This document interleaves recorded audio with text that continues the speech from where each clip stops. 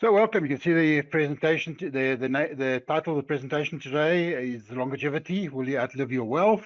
And bottom line is people are living longer.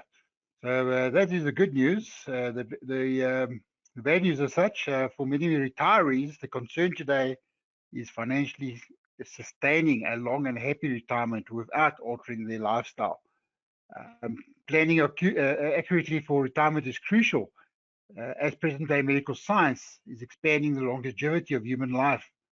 Some of the risks you face include either outliving your retirement savings on the one hand, or monthly expenses exceeding your retirement income. My name is Shaun from Berg. I'm an investment specialist here at PSG Wealth. My objective today is to discuss why longer life expectancy and increased healthcare needs requires you to put away a reasonable portion of your income. This is my agenda for today. Whoops, wrong button. Let me just move that back. This is the agenda quickly. Move it. Okay. So you can see there what happens if you outlive your money. We talk about some of the factors there. How do you know how much money you need? We'll spend some time on that, and obviously 5 ways how to avoid outliving your retirement savings. And we'll talk about some of the investment products you can use along the way. The bottom line, as I mentioned just now, the possibility of someone outliving their money is greater now because people are healthier. There's more preventative care. People are taking care of themselves, and they're just plain living longer. A 65-year-old man today can expect to live to the age of 84 on average. A 65-year-old woman can expect to live to nearly 87. Quite interested to see quite a few ladies on this presentation today. Compare that to 1980, where a man could expect to live to nearly 68, while a woman could live to 81. So your odds to living to the age of 100 is also improving. Globally, between 2010 and 2050, it is estimated that the number of centenarians will increase by a factor of 10. That's quite interesting to see that. I've noticed that my mother, for example, a lot of her friends are in their late 90s. Okay, so technology and medicine have gone hand in hand for many years. Consistent advances in pharmaceuticals and the medical field have saved millions of lives and improved many others. As the years pass by and technology continues to improve, there is no telling what medical advances will come next. For example, this was quite interesting when I did this research. This is just some of the top 10 medical innovations. This is from last year. I even touched on the stuff from this year. I was going to highlight 3 or 4 of them. Telehealth allows patients to receive medical care through their digital devices. Okay, and linked very closely to that is the health variables. Apple Series 4 watch, for example, has an integrated ECG to monitor wearers' heart rhythms and is able to detect potentially dangerous heart conditions much earlier than usual. Okay, and then also what I found interesting is that precision medicine allows physicians to select medicines and therapies to treat diseases such as cancer based on the individual's genetic makeup. So it's amazing. It's just some of the things that can be out there. Yeah. So also what's interesting is that for the first time, okay, things are changing in the workplace regarding longevity. For the first time, in today's business environment, you have the situation where you'll have 5 different generations working side by side. Okay, from the silent generation, as I say, my mother-in-law, right through to my children's ages, from the baby boomers, Generation X's, and the millennials, and the Generation Z's, as we would call it.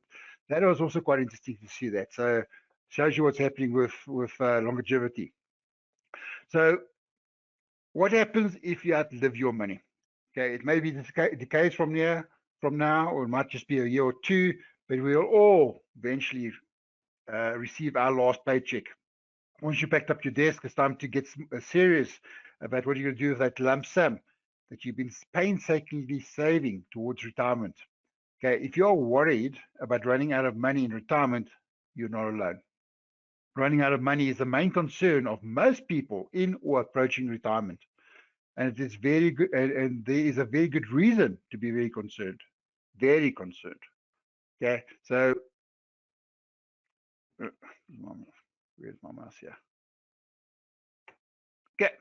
So what happens when you run out of money? The baby boomers, we're talking about those people just now. I'm a baby boomer. 60% of us are worried about running out of money than dying. So it's also interesting to note that 77% of the people aged between 44 and 49 are also worried about running out of money. Yeah, there's other fears. 47% of people are worried about declining health would require long-term health care. That's number one. And 38% of people are worried about losing their independence. In other words, having to move into the family and getting someone to support them. So there's various factors that contributing to running out of money. Obviously, we've spoken about longer lives, but people are not saving, and we know this the dismal savings rate here in South Africa. So people are not so proactive with that. And I have spoken about this in previous webinars. I think the best way to protect yourself is to pay yourself first. Most people in the situation, they spend, and then whatever's left, they save. Try and change that habit. And obviously the high cost of living. We've seen it all the time. I've noticed food prices going up heavily the last few months, and that's the big contributor to most people. Stagnant salaries. We're not getting the salary increases like we did in the past, and together with a very low savings rate, fewer people are actually using pension funds and retirement annuities as an investment vehicle. Okay, so it's quite scary if you look at all those kind of factors. But the main thing is that you don't want to be in a situation that we see that the old proverbial pensioner eating dog food out of the can, or you're living on toast or bread. Okay, you don't want to be in those situations. As I say, the main thing there is start small. You can start with 500 Rand a month, put into RA, but the main idea is to pay yourself first. The three biggest threats to your retirement finances, obviously, is healthcare. And I'm seeing that right now with my mother-in-law. My mother-in-law has been in ICU for the last 3 weeks. We've just moved her now to another hospital, and the costs are horrendous. The medical aid might pay for some of it, but this doctor is taking over. He charges us 300% more than medical aid does. That's quite hectic. So yeah, healthcare costs, mitigate risk of understanding potential healthcare expenses. Now get things like gap cover and things like that. Have those insurance policies in place. And then also just be aware that the medical inflation and the annual increases, they talk about 3 to 4% higher than CPI. I saw an article on MoneyWeb, but they're talking about 15% per year. So every few years, your premiums are doubling. That's quite scary too. And I must say, personally, my medical aid is my biggest expense on a monthly basis. Secondly, obviously, market volatility. Preparing for a market downturn is just very tricky as you age, and obviously because you have less time to make up losses. We saw now in March when the market pulled back nearly 37%. It's basically 7 months later, we're getting back to the same levels.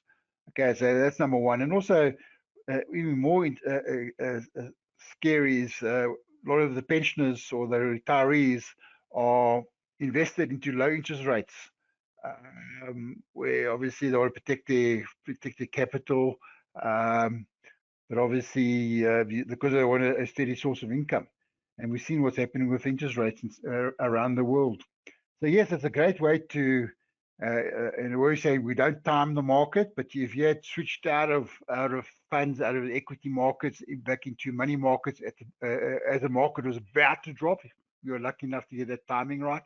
And then as the market turned around to go back again, switch back into either balanced funds and things like that, or slowly move into it, you would have done well. But you know, the challenge is, as I say, is to get your timing right. It's not the objective of long-term investing. So yes, it's just being aware that you have the opportunity to switch funds. You can do that all the time. So it's a bit more hands-on. And the biggest, also one of the other biggest threats, financial threats to your retirement funds as such, is chronic overspending. A lot of us think, once we retire, we have less expenses, but that's not true. They say that many retirees actually spend 20% more. They don't like to go on holidays and things like that. So the idea here is, instead of figuring out your future income and basing your expenses on that, work backwards. Calculate your expenses first, and figure out discretionary spending, the percentage of that, and then obviously make adjustments along the way. We'll touch on it a bit later, some of the things you can do. So how much money would you need to retire? And this is the $1 million question, which gives you the $1 million answer. Okay. So before we look at the numbers, what's important to understand is what's your definition of retirement. Retirement is a point where you no longer work, where you're not working for the money. You're in a situation where your passive income is greater than your living expenses. That's the ideal situation to have. So basically, you do not need the income you get from living to live the life that you want. Okay, so yes, apart from pension and things like that, is having other sources of funds. But the main thing we're talking about here is having passive income. You're not working for it. That's the point I'm trying to make. So when we talk about passive income, is having 6 months 6 months income is not what we call passive income. It's not sustainable. You want to have it lasting forever. So that's the main thing I want to highlight regarding what is retirement, is having a happy retirement. So conventional wisdom say you should be saving money every month into a retirement product. For example, a retirement annuity or a pension fund.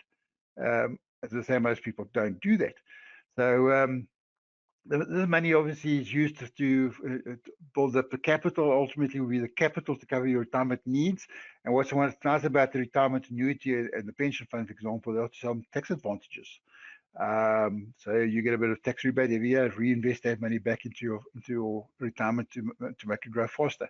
But that's not the only way to go. You can also use other income streams from a portfolio of shares, especially shares that pay out dividends on a regular basis. Number one, you can also invest into a few rental properties. You can start a side hustle, and also you can obviously invest in a business where you're not actively involved running the business. Okay, so there's various ways of creating income streams or passive income. So what are the savings benchmark? What's the rule of saving for the rule of thumb for saving? Historically, I always say put about 10% of your money away. The right answer will be different for everybody. In this example here, I'm going to say allocate at least 15% of pre-tax income to retirement saving. So the reason I want to say pre-tax income, because this is, if you have it taken off your salary before you get paid out, it's disciplined savings, number one. Number two, it's you can't get your hands on it. It's forever savings until the age of 55. So that's one of the better ways of especially for someone that has no discipline. It is flexible. You can obviously stop and start as you go along. You're not going to be penalized. But let's have an example: a 30-year-old earning 400,000 a year. Every year he gets a 6% salary increase. He's one of those lucky few. And let's say in this scenario, he's saving 15% per annum. And let's assume that he's achieving an 8% return from his investment. That'll grow to at least 7,654,000. That's at the age of 65. That's 35 years growth. So that's long term. If he had invested at 10%, only taking 10% of his income every month or his salary every month and invested that, you would have been nearly 2.5 million rand less. So the idea here is to have the bigger your nest egg, the better. Okay. So that's pre-tax income. So the disciplined savings. And what's left, we talk about after-tax income, and being in a situation where you have, call it a budget, but spend 60% on the necessities, your housing, your food, utilities, 30% on discretionary spending, obviously entertainment and luxuries. You must enjoy your money. And maybe put 10% to what you call discretionary savings for education, emergency fund, and things like that. But basically, it's just having more hands-on. And this is where a financial advisor will come in handy. Sit down with you and structure this and have a plan. And that's what it's all about. This whole presentation is all about having a plan. So how much would you need to save? This, as I say just now, was $1 million question. So we can grab some water here quickly. So the amount you're saving will depend on your goals, obviously retirement goals, but also other things like, as I say, education, and the time you have at your disposal, and of course your ability to save. As long as you're working, if you've got an income coming in, Yeah, you're in the pounces as such. But for each person, the savings decision is unique. The simple rule of thumb here, as I say just now, put 15% of your money away. It's just as a simple guideline. Instead of being 10%, you saw the difference between just a 5% extra was nearly 2.5 million rand extra. But you probably wanted to know, what is the single figure I need as a pile of cash to retire? So it's easy to work it out. Take the amount that you need, for example, okay, and multiply that by 25. That's how much you need to retire. So why 25? It's just mathematics. So, for example, you in this scenario, you want to earn 10,000. You want to have 10,000 rand a month, which is 120,000 a year. Multiply that by 25%. As a rough ballpark figure, you have to aim for 3 million rand. That's the retirement fund you need to pull up as such. Okay. So the bigger your capital, the more flexibility you've got, and the more obviously cushions against market volatility and things like that. And the goal is to spend 4%. You know, that's what they call the 4% drawdown rule. If you work backwards, you know, 25% is you can work out it's like 4%. You know, sorry, 4% on 120,000 would be your 10,000 rand per month. You got to work backwards like that. Yeah. So sorry, 4% on your 3 million will be 120,000. That's one way to work back. So you'll hear about this as 4%, and you'll see a slide just now. The main idea is that as long as your drawdown is lower than your returns that you're getting, it should be sustainable, and this is what we want to work towards. Okay. So here's an example, and the point I'm trying to make here is the earlier you start, the better. That's number one. And number two, obviously take in consideration the magic of compounding. Going back to that 3 million rand example, okay, and there's some certain factors I'm looking at here. When compounding the interest on an annual basis, I'm looking at a 40-year scenario. So someone that starts working at the age of 25 and you works into the age of 65, so 40 years in that scenario. And every year, as we're increasing our premiums, our contributions by 6% to keep in line with inflation. And our goal in this scenario would be to get an annual return of 10%. You'll see that just by putting 500 rand a month away, okay, you'll achieve your 5 million rand. Okay. And by the way, 500 rand is the minimum which we can invest on our platform. Okay. So if you want that scenario, you want your 3 million, you'll actually exceed that. Okay. If you want 6 million, you can see it's slightly bit more, and so it goes on. But the earlier you start, the better. Okay, number two and number three is obviously being consistent and doing it on you can see a lump sum initially, and then recurring every month, and then taking advantage of the magic of compounding. You'll get those goals. Okay. So there are 5 ways. Oh, this is one of the examples. 5 ways to avoid outliving your savings. And obviously, I just mentioned now, the bigger your capital, the bigger your savings stash, the better. The main idea here, as I said just now, you'll have greater flexibility. You know, you have a bigger cushion, you can absorb those market setbacks. And obviously all those unexpected expenses that will come along the way. That's number one. Number two, you know, you ought to create a retirement budget. And as I mentioned just now, work backwards. The possible expenses, you know, taking consideration those things like their healthcare and things like that. And then also what's important is estimate how long you'll need your savings to support you. You know, we spoke about longevity. If I'm working 40 years and I'm saving every month for 40 years, retire at age of 65, I can expect at least another 35 years in retirement. So you need to calculate that. So calculate for 10, 15, 20, 30, 40, 30 years, etc. Okay. And then settle on a sustainable withdrawal rate. You'll see in the next slide, I'll highlight it again. We touched on it just now, that 4% rule. And then also what's important, is determine whether a guaranteed annuity what might be of help to you. So this is what they call the point of ruin. A lot of people with a retirement annuity, by the way, you can invest between 2.5%, or you can withdraw. Your drawdown rate is between 2.5% and 17.5%. You have to take this on an annual basis. You can take it on a monthly basis, quarterly, biannually, or yearly. But this is out of your capital. So remember, from a retirement point of view, when you first retire, you can take a lump sum, and then the other 2/3 has to be reinvested back into living annuity. But in this scenario, if I'm only taking, remember I spoke to my mouse in here, my cursor. I spoke about taking 4%. If I'm taking 4%, but I'm growing my investment growing by at least 7.5%, it can take 33 years to before my money runs out. Okay, so that's what I'm trying to highlight for you guys in this particular slide. As long as the drawdown, if you're taking out 17.5%, and your return is much lower than that, you run out of money very, very quickly. Okay. And I think yes, it has happened to a lot of people. A lot of people are forced to go back to find part-time work. Some people have to go back and cut back on their lifestyle, sell the properties, sell their houses, moving with the children. Those are what a lot of people have to do the last few months. Oops. Sorry. Get out there. Okay. So what is a guaranteed annuity? Now, this is a product you can purchase from a life insurance company.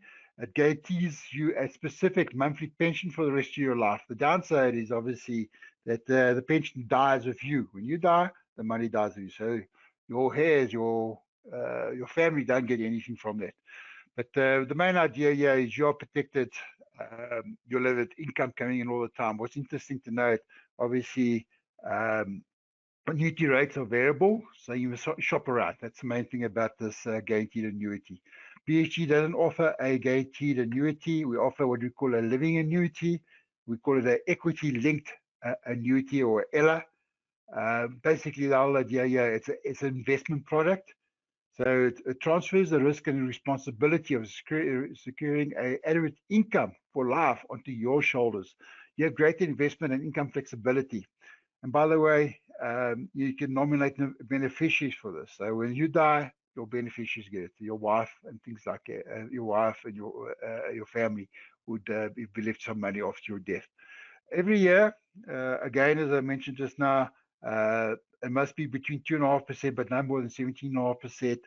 You set it year by year, and it's flexible. So your first year, you start off maybe 17.5%. You find, oh, this is too much.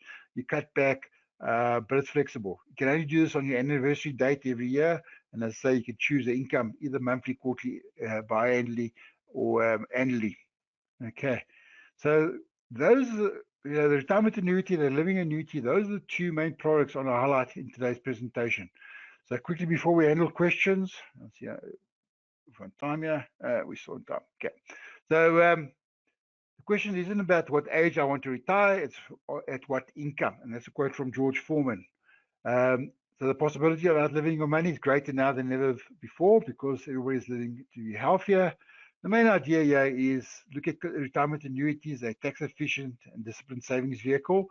And then please, if you're working a pension and you get retrenched, move your funds into a preservation fund. This is where a lot of people squander their savings. They don't preserve it. There's another vehicle you can look at as a preservation fund while you're moving jobs and things like that. So please click here if you want more information about the retirement annuity. As I say, the presentation will be sent out by tomorrow. Let me see what questions you guys have. I'll try to stay on time. Cool. Okay, here's a question from Jan. Jan wants to know, okay, if I have a living annuity, am I restricted by the regulation 28? No, definitely not. That's one of the big advantages of the ELA. You've got none of those restrictions. You can have exposure to global funds. You can have exposure to equity. But obviously, it's obviously higher risk. You still need to manage that. But there's no restriction on regulation 28, Shaun. Sue wants to know, she wants more information on retirement annuity. Sue, just go click on this little link here. It takes you to our website, and you can read up more about a retirement annuity. You can start, as I say, as little as 500 Rand a month. As I say, all those contributions are tax deductible up to a certain level. Okay. Let me see what other questions are there. Well, Danny has a long question here. Sure. Danny, I'm not a financial advisor. You want to start a side business, taking some of your capital to start that, life savings, business loans. Hey, Danny, it's a difficult one. You need to assess the pros and cons. But remember, I just found in the past that most businesses do fail. So there's some things you have to take into consideration, but it's a risk. Okay. Maybe look at investing more. Okay, Lauren, good question. What's the difference between a provident fund and a retirement annuity? A provident fund and a pension fund are very similar. They're offered by a company, so you have to be an employee working for a company to be able to be on a provident fund or a pension fund.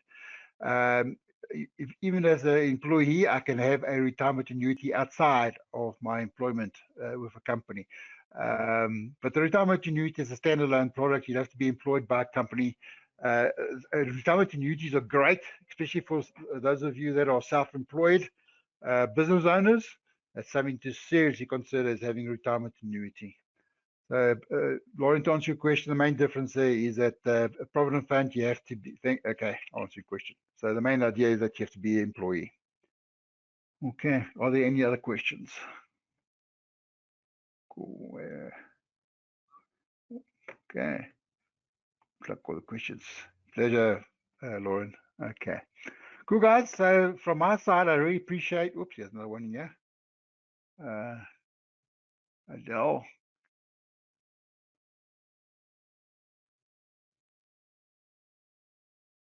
Okay, I am on a PEP retirement fund and save an extra 4,000 Rand a month into this fund. I also have an RA for 7,000 plus with Alan Gray. If I have 2,000 Rand per month, do I start a new RA or add it to my current RA? You can add it to your current RA. So your premium should be flexible. You can do that also. And by the way, one thing I also want to highlight for you guys, remember your RA, you're restricted to, you can only access those funds by the age of 55. Another tax efficient vehicle you can consider is what we call a tax-free investment plan. So yes, there are restrictions there. You can only put in 36,000 Rand a year with a lifetime limit of 500,000. But as a buffer, in retirement, remember any capital growth, any dividends, any interest income, all that kind of growth is tax-free. So that's something also you might want to consider. Maybe you deal with that extra 2,000. Maybe just put 1,000 Rand into a tax-free investment plan. Gives you that flexibility if you do need funds before that. Also, just to contribute. Remember, those you can withdraw those funds, as I say, tax-free. Okay. So there are various ways of doing it. So guys, from my side, thank you very much for being on the presentation. And for all of you that have been on the webinar every single month, I really appreciate your support. Any questions you guys have, please drop us an email in the wealth box, wealth@psg.co.za. You can also get us on 0860 000 368. But from my side, thank you very much and all the best. So this will be the last presentation for the year. Until end of January, we talk again. All the best. Bye-bye.